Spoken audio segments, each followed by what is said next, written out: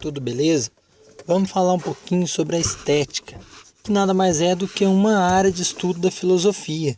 Porém, é uma área que se preocupa com as percepções, com o sentido. Então, é uma palavrinha grega que vem do termo aesthetique, que significa perceptível pelos sentidos. Se refere a tudo que pode ser percebido como agradável e belo pelos sentidos. Então, a estética é o estudo do belo, o estudo daquilo que provoca a sensação de prazer aos olhos do ser humano, certo? O Kant, que é um filósofo importantíssimo aí sobre a estética e sobre outras questões também, esse filósofo do século XVIII, ele vai dizer que é o estudo das condições de percepção pelos sentidos. Alexandre Baumgarten, do século XVIII também, vai ser o primeiro a usar o termo estética na filosofia. Ele diz que é uma reflexão a respeito da percepção. Então, seriam necessários métodos para analisar problemas filosóficos relacionados à sensação e à percepção, que no caso é a estética. Então, é aquilo que eu falei nas nossas aulas. A estética seria a arte de poder entender o sentido do ser humano, o que o ser humano sente, o sentido enquanto sentimento, perante aquilo que ele vê. Então, como não tem como eu medir o sentido humano, eu uso a arte, que é uma expressão, desse sentido, é como se fosse uma externalização daquilo que está interno no ser humano, para verificar como que é essa percepção. Odiernamente, hoje em dia, a estética se refere a todo o nosso universo artístico. Lembrando que é pela arte que eu consigo medir essa percepção humana aí através da estética. Antigamente, o conjunto de regras destinadas a orientar a criação de obras artísticas. O belo e a importância da arte estavam diluídos em obras cujo aspecto central dizia respeito à estética ou à teoria do conhecimento. No século XX, surgem novas modalidades artísticas, como a fotografia, o cinema, a música gravada, e a arte passou a ser um problema teorizado pelo discurso filosófico. Por quê? Veja bem, sempre existiram formas de capturar a arte, como a escultura, a pintura, a arquitetura, o teatro. Porém, no século XX, essa arte passa a ser industrializada. Ela passa a ser, de alguma forma, capturada e reproduzida com essas ferramentas aí. Vamos pensar um pouquinho no cinema. O cinema nada mais é que uma reprodução de uma peça de teatro, de uma forma que a pessoa pode acessar aquilo quantas vezes ela quiser. Então fica uma forma muito... Como que eu vou explicar? A arte passa a ser algo repetitivo. Ela não está expressando aquilo que o artista está sentindo imediatamente, mas ela expressa o que o artista sentiu num dado momento e depois passa a ser reproduzido. E aí, quando a arte, já ainda no século XX, se torna um elemento industrial, a gente tem um problema, porque a arte não passa mais a ser produzida de acordo com o sentido ou o sentimento do artista, mas sim ela passa a ser algo vendível. Então é por isso que a gente ouve que a música de hoje em dia, o próprio cinema, ele é feito para vender e não para representar o que a pessoa que produziu está sentindo. Então tem aí o impacto dos meios de comunicação de massa e surgem algumas perguntas. O que é arte? Será que uma escultura clássica e um grafite podem ser nomeados de arte? O que define um objeto como artístico ou não? Certo? Então algumas perguntas para a gente ir pensando aí ao longo dos nossos estudos. O estudo do belo é um campo de investigação filosófica que pretende alcançar um tipo específico de conhecimento, aquele que se refere ao que é captado pelos sentidos, oposto ao conhecimento lógico-matemático, que parte da razão para construir um conhecimento claro e distinto. Então a matemática, como diz aí, ela produz um conhecimento claro. A gente chega em respostas exatas, com conhecimento lógico. Porém, o estudo do belo não. Ele é um pouco mais abstrato, porque vão ter divergências de opiniões daquilo que é ou não belo.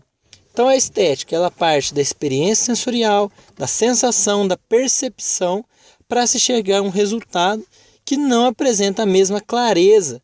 Vocês conseguem entender essa parte do que a matemática? Matemática, se eu tenho uma equação ou um cálculo de função, eu vou chegar numa resposta com clareza. Agora, tenta responder o que é o belo, o que é belo, o que é feio. É um pouco complicado, não tem uma precisão matemática. Então, o objetivo da estética é investigar o fenômeno artístico que se traduz na obra de arte. Então, o que seria a arte para a estética? A arte é um resultado de um sentimento do artista que elaborou. Isso sem levar em consideração essa arte aí odierna, essa arte feita para vender, certo? E aí tem alguns exemplos de obras de arte para a gente pensar um pouquinho.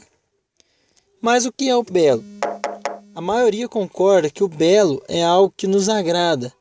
O WhatsApp entrando na tela do celular.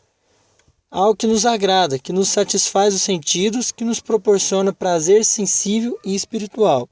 No senso comum diz que gosto não se discute, mas vamos ver que na filosofia não é bem assim. Algumas correntes filosóficas vão tentar achar aí um padrão de beleza, algo que realmente é o belo.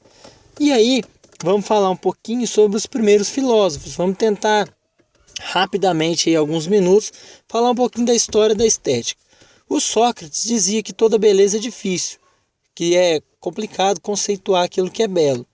Depois nós temos uma corrente objetiva, lá na antiguidade, principalmente por Platão, que vai dizer que a beleza é algo que existe em si.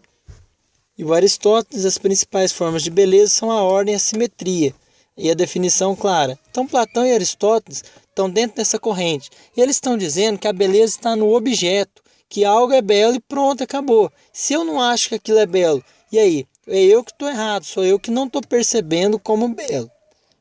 Então, depois nós vamos ter aí uma corrente mais adiante, que é a corrente subjetiva, mais ali já próximo ao século XVIII. Então, por muito tempo, perdurou a ideia de que a beleza era algo objetivo, que existiam objetos belos, para os gregos seria aquilo que é simétrico, e o que não é belo. Para essa corrente subjetiva, a beleza não está nos objetos, mas ela está no ser humano. Então o gosto depende muito da pessoa. Quem vai falar isso aí para nós, primeiramente, vai ser o David Hume. E aí tem um mictório, né, como obra de arte, tem aí do Marcel Duchamp, a fonte. Então a beleza é algo relativo. O Kant é alguém um pouquinho complicado, que ele vai dizer, aí no seu livro Crítica da Faculdade do Juízo, que a beleza é subjetivo. Então ele se alinha à corrente subjetiva. Mas é algo comum, há algo comum, os órgãos do sentido e a imaginação. Então Kant vai dizer que existe universalidade nas avaliações estéticas, que ela é subjetiva, que está no ser humano, mas que os seres humanos, de modo geral, eles vão concordar que determinadas coisas serão belas ou não. Então o juízo estético, que é considerar alguma coisa bela ou não, é guiado pela imaginação e não pela razão. Julgamos bem o que nos proporciona prazer, o que não é nada lógico ou irracional, mas subjetivo. Prazer ou desprazer é uma coisa individual. Certo? Depois, o que isso significa? É impossível definir racionalmente o belo, pois quando se julgam os objetos simplesmente segundo conceitos, toda a representação da beleza é perdida. Então eu não posso julgar segundo conceitos, tem que ter um conceito universal.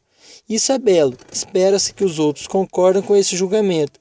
Pretende ser voz universal, pois contém uma expectativa de que aquilo que julgamos seja de fato belo.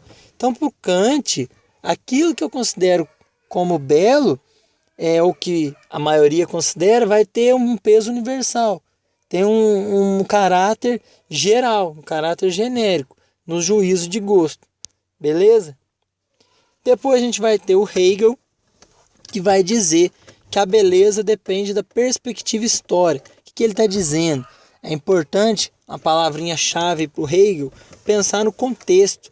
Para ele, aquilo que é belo depende do contexto que a pessoa foi criada.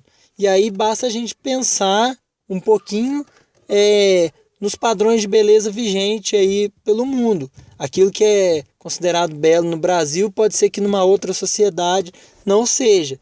Então depende do contexto histórico e da formação das pessoas daquela sociedade. Aí nós temos alguns exemplos de mulheres de várias partes do mundo. Aí da Mauritânia, da Tailândia, né, aquelas famosas mulheres girafa. Aqui uma mulher do Irã, já com uma plástica aí, com o nariz mais ocidental. E uma mulher da Etiópia, de uma tribo nativa aí da Etiópia. Todas essas mulheres, no contexto da sua sociedade, são consideradas belas. Então é o que Hegel vai pensar aí pra gente. Deu para entender um pouquinho da estética? Então tem algumas correntes. O que vocês precisam saber é que a corrente objetiva, a beleza está no objeto em si, e não no que a pessoa acha ou deixa de achar. Na corrente subjetiva, a beleza é um conceito abstrato que está no indivíduo. O Kant ele vai diferenciar um pouquinho. Ele vai dizer que tudo bem, a corrente, a estética é algo subjetivo, mas existem padrões de beleza e de não beleza que são universais, que são válidos para todos, tá certo? Então, gente, vamos dar uma estudadinha, que esses conceitos são um pouco complexos, mas não é nada de outro mundo. Um abraço a todos e até a próxima aula.